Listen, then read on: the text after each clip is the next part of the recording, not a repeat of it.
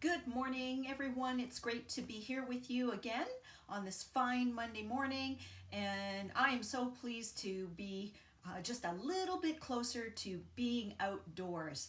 So, anyways, this morning I'm going to share with you a few things about the ninth spiritual discipline, which is simplicity, from the women's Bible study called Enjoying Jesus 12 Experiences to Draw You Closer.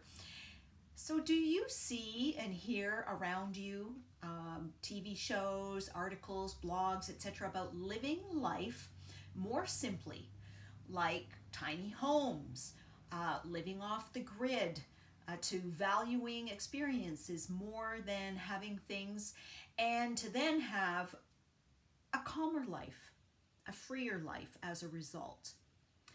This is minimalism, and it's about decluttering your home, your mind, and your life overall because of the busyness and pace that leaves us exhausted. Ecclesiastes 4, verse 6 says, "Better one handful with tranquility than two handfuls with toil and chasing after the wind." Deep down, we all long for simpler lives. And this verse tells us that filling our time and busying ourselves with chasing the things of the world is like chasing after the wind. The world's idea of being a minimalist, however, misses the mark from what God wants us to know and do when it comes to simplicity. With simplicity, what matters most is a focus on building our relationship with the Lord. A cluttered schedule from working or playing too much means little to no time with the Lord. There are so many things that waste our time, or these things are being used to help us procrastinate. Sinful desires, or the lie of FOMO, the fear of missing out, or perhaps expectations of having to have because of the world of excess that we live in, can definitely be things that get in the way of spending time with the Lord. It's our choice as to what we fill our time with, and we need to have discipline in our lives, discipline ourselves to put God first. Next, if we are busy doing things for God, are we spiritualizing our busyness? Are we doing what He really wants us to do, or are we saying yes for the wrong reasons? Our doing might be because we want to be seen or receive the approval of others, or it gives our lives value. Self can so easily get in the way. We have to assess our motivations and not spiritualize what we do. Being with our God is more important than our doing for God. The right doing for God will come out of our being with God. Saying no to things, even if they are good or urgent. To do the right thing, because God doesn't call us to do everything good or urgent that perhaps crosses our path.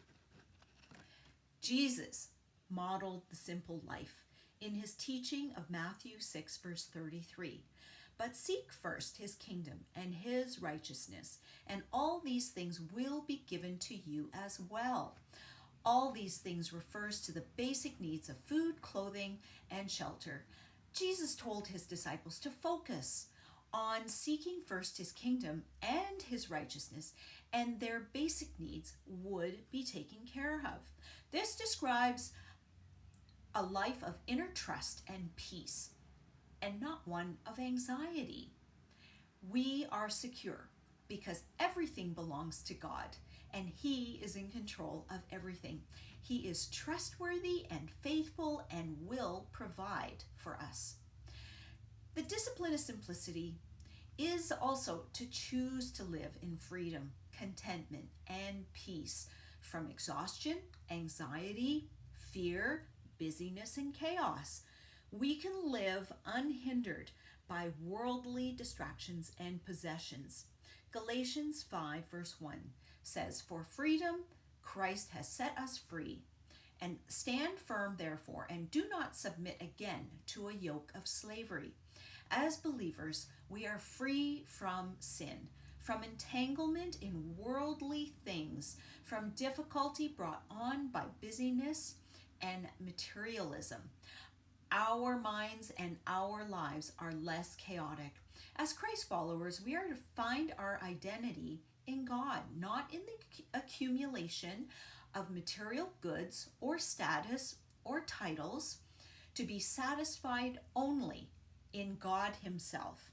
We are present in the here and now, and we don't miss out on the beauty of God. To live simply, some purging has to happen.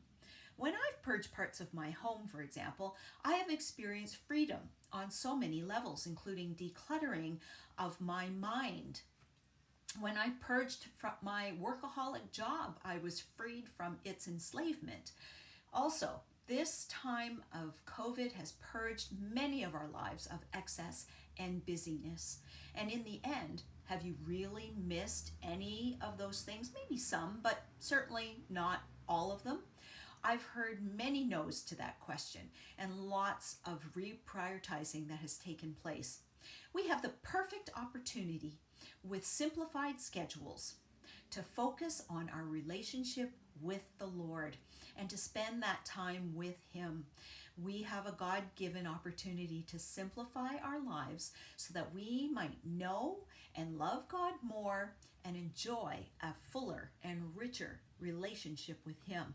I don't know about you, but I am enjoying this aspect, and I thank COVID for that opportunity. For it has been truly, like I say, a fuller and enriched relationship with Him. So I hope that you will take that to heart as well this week and exercise some simplicity and take that time to spend with the Lord. And so on that note, have yourselves a great week, and I look forward to seeing you next Monday. Bye for now.